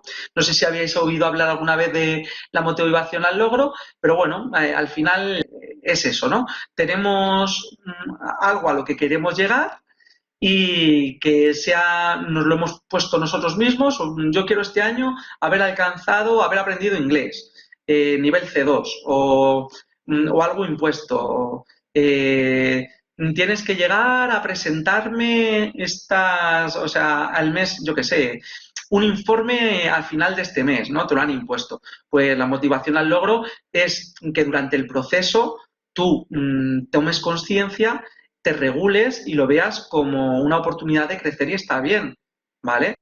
No lo veas nunca como algo peyorativo, algo que te lleve a la desidia, a estar mal. Por lo tanto, tenemos ahí pues varios bocadillos. Retroalimentación por su desempeño, impulso por superar los retos, alcanzar las metas, trabajar duro para recibir reconocimiento, riesgo moderado al fracaso. Eso es lo que va a dar la motivación al logro. Bueno, aquí pues características de la motivación al logro, pues mirad, una persona que se mueve por la motivación al logro, pues una persona va a poseer fuertes motivos intrínsecos que los impulsa a obtener una gran excelencia en la tarea, va a trazar altas metas con altos estándares de ejecución, va a tener una alta confianza en conseguir sus retos, se va a sentir seguro ante los mismos, va a desplegar una alta persistencia en la tarea o en los objetivos a cumplir y es un reto personal. Disculpadme. Luego, en su liderazgo, utilizan estrategias para mantener alta motivación de sus equipos, motivan a los demás con sus propias excelencias, demuestran alta confianza en el potencial de las personas con las que trabajan para asumir nuevas responsabilidades y nuevas capacidades y también tienen una alta predisposición a la apertura, al enriquecimiento y al desarrollo profesional y personal. ¿Vale? Esto sería una persona que trabaja con motivación de logro. Al final, ¿qué es una persona con una alta motivación al logro, que ahora se llama así? Pues una persona con una alta conciencia emocional, una persona con un gran autoconocimiento, una persona con una gran autoconfianza y, en definitiva, ¿qué es esto? Volvemos a lo mismo, una persona bien regulada emocionalmente y que está poniendo en funcionamiento todas sus herramientas y todas sus armas para tener una buena inteligencia emocional. Claro, ¿qué necesitas además? Pues necesitas, cuando tienes una meta o tienes un logro en la relación con los demás y para contigo mismo, un compromiso o una responsabilidad. Y el compromiso, o sea, la responsabilidad, veis ahí, es el compromiso al cuadrado. Hacer lo que has decidido hacer para lograr aquello que te has propuesto. Aceptar en gran medida que los resultados dependen de ti, ser protagonista y tener el control de tu propia vida, reconocer conciencia de que eres el dueño de tus comportamientos, y luego es el compromiso manifestado en la acción lo que te lleva a tener unos resultados en lugar de otros. Pues es que no hay mayor verdad que uno al final llega hasta donde se compromete, ¿no?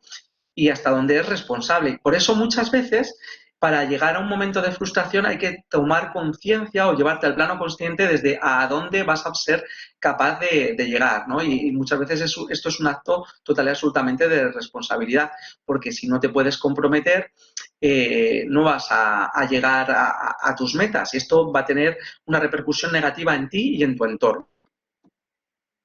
Y luego actuar con determinación, que es el punto inicial de todo logro. La determinación al final es algo que te hace ser estable, que te hace permanecer siempre en el ojo del huracán en cuanto a tu objetivo. Lo que te hace no encariñarte con la piedra y solventar obstáculos. La determinación es persistir en la consecución de los objetivos a pesar de los obstáculos y los contratiempos. Es estar preparados desde el minuto 1 para solventar y saltar. ¿Veis ahí que os he dejado? Es del libro de Clement Stone, ¿vale? Habla de determinación, y para los docentes yo lo recomiendo mucho. Y luego el optimismo, fijaros qué ilustración más bonita, ¿no? O sea, tenemos ahí a un mono y a un elefante que ha saltado del trapecio y ha dicho, allá vamos. No hay más optimista que ese elefante en esta... Pues bueno, pues nosotros tenemos que ser un poco... si quieres llegar lejos, tienes que ser un poco elefante, ¿no? Valga la redundancia, pero con realismo, ¿no? Porque, claro, ¿qué es lo probable que ocurra? Pues que se líe se líe bien gorda, ¿no? Pero sí es verdad que si no te muestras optimista al cambio, al aprender, y no tienes una predisposición positiva para las cosas, pues probablemente te vayas a topar con la realidad en cualquier lugar de una forma mucho más negativa. Vas a sufrir, no vas a tomarte las cosas como te las tienes que tomar. Por ende, el optimismo es el mejor aliado dentro de cualquier negociación y de cualquier relación interpersonal e intrapersonal. Y eso nos lleva al término de hoy en día, que es la resiliencia y la tolerancia a la frustración. ¿Vale? La resiliencia, ya os decía anteriormente, que es esa capacidad que tenemos a sobreponernos a cualquier estímulo que nos suceda o cualquier conflicto que nos suceda en nuestra vida de una forma positiva. Mirad, tenemos ahí un objetivo, ¿no? Y tenemos dos vías para llegar a ese objetivo. El objetivo ha sido, o sea, bueno, tenemos varias vías para llegar o dos vías que nos han sucedido. Ese objetivo ha fracasado, me lo puedo tomar como una frustración y lo abandono, o me lo puedo tomar de una manera resiliente y perseverando, que hablábamos antes también de esto, y superarlo y utilizarlo en positivo, ¿vale? ¿Y de qué forma me lo tomo en positivo? Pues eso, desarrollando una tolerancia a la frustración. ¿Es importante entonces educar en el fracaso? Por supuesto. ¿Y qué hay más primitivo incluso que la educación para el fracaso? La educación en el no. Muchas veces queremos siempre decir que sí a todo, y el sí a todo al final pues va a gestar personas intolerantes a la frustración, personas poco resilientes y personas que probablemente vayan a abandonar siempre sus objetivos a medio y a corto plazo. ¿Cómo ser resiliente? Pues mirar, podemos ser resilientes a través de nuestra actitud, a través de... mira, es que tenemos ahí, ¿cómo ser? Bueno, que tengo ahí varias frases, ¿no? Piensa útil, rumiar el pasado no lo cambia. Busca soluciones, somos el cambio. Aceptar no es resignación, es dejar marchar. Asumir tu responsabilidad. Es temporal, no es para toda la vida. No siempre se recoge lo que siembra.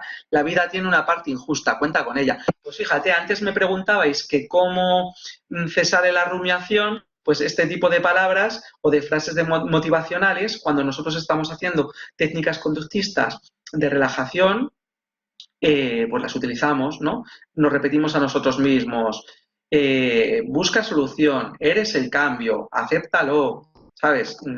Son frases que tú puedes, son frases motivacionales conductistas en el ámbito psicológico. Y luego, postergación de la recompensa o gratificación, ¿vale? ¿Esto qué quiere decir? Que, oye, que hay que tomar perspectiva. No siempre todo llega ya y ahora y hoy. Hay muchas veces que hay que tener conciencia de saber que las cosas tienen de su proceso, que no siempre van a llegar, y entonces hay que saber postergar que la recompensa va a llegar. Eso sí, hay que disfrutar luego la recompensa y hay que saber ponerse recompensas para salir de ese ámbito tóxico de sufrimiento que nos ha dado la educación más básica que tenemos de competir contra nosotros mismos y contra la sociedad. Y luego, fijaros, miraros, tengo aquí varias dinámicas de autoestima, pero quizás por la hora lo que voy a hacer, lo voy a dejar aquí, mirad, os las paso así, son herramientas que os voy a dar ya mañana de dinámicas de autoestima. El párate frente a un espejo, redacta una carta dirigida a tu versión del pasado, premiate, enumera tus virtudes, la lectura como esfuerzo de autoestima, ¿vale? Pero lo que os decía, porque quiero poder terminar la sesión bien con vosotros y la sesión la quiero terminar poniendo un vídeo que trata de las cosas que hemos visto hasta hoy y que os voy a darla... Quiero que la veáis, ¿no? Para terminar. Sí, ese material lo vais a tener. Pilar, todo el material que trabajo en la sesión, yo siempre lo pongo a disposición de los alumnos, porque es que además me gusta que lo deis vueltas, que lo trabajéis, que lo mováis, que me lo devolváis corregido con aportaciones o como queráis. Muchas gracias, Concepción, a ti. Pues mirad, vamos a terminar, bueno, pongo el vídeo, ¿vale? Y luego, pues bueno, le comentamos y me hacéis un par de preguntas para despedirnos, ¿de acuerdo? Para que nos dé tiempo a todos. Espero que os guste, a lo mejor ya lo habéis visto, pero seguro lo que vais a hacer es verlo con otros ojos. El vídeo se llama El valor de ser uno mismo.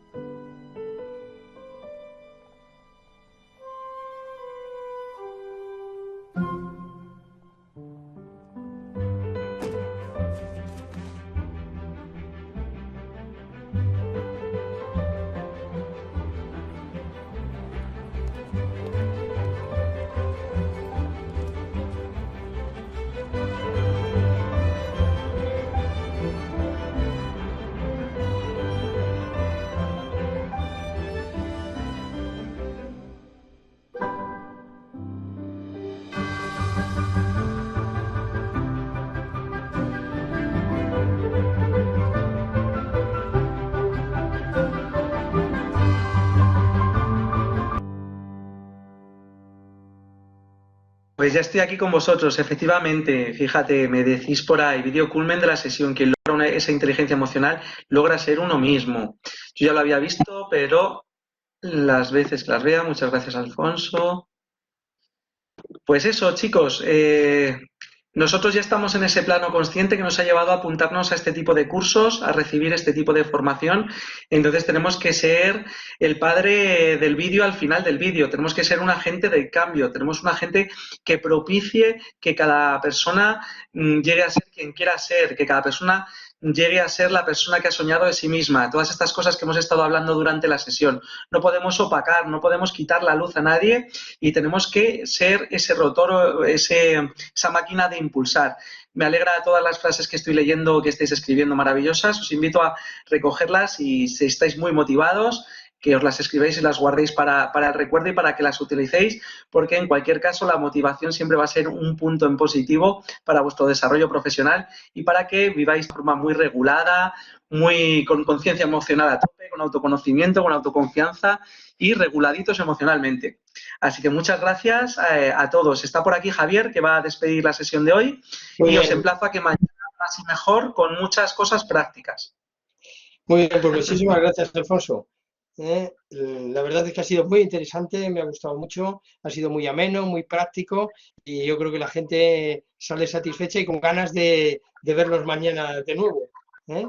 Por tanto, espero que les haya sido muy enriquecedor, yo creo que sí, y sobre todo muy práctico de cara a su formación profesional y de cara a luego ponerlo en práctica, no solo desde el punto de vista personal, sino también desde el punto de vista profesional. Muchísimas gracias, Alfonso. Entonces, sí recordaros que, por favor, mañana cuando entréis en la sala, pongáis vuestro nombre y apellidos, porque si ponéis el nombre y apellidos, sobre todo para la certificación, para que tengamos constancia de aquellos que habéis realizado el curso.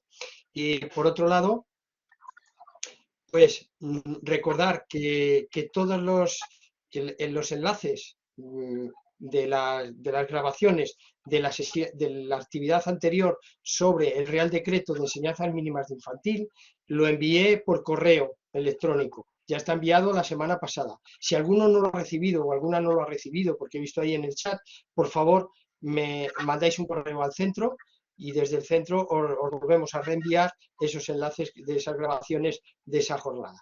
Pues muchísimas gracias, Alfonso. Nos vemos mañana si Dios quiere y enhorabuena por tu charla. Muchas gracias. Muchas gracias, Javier. Nos vemos mañana. Hasta Gracias, mañana. alumnos. Hasta luego.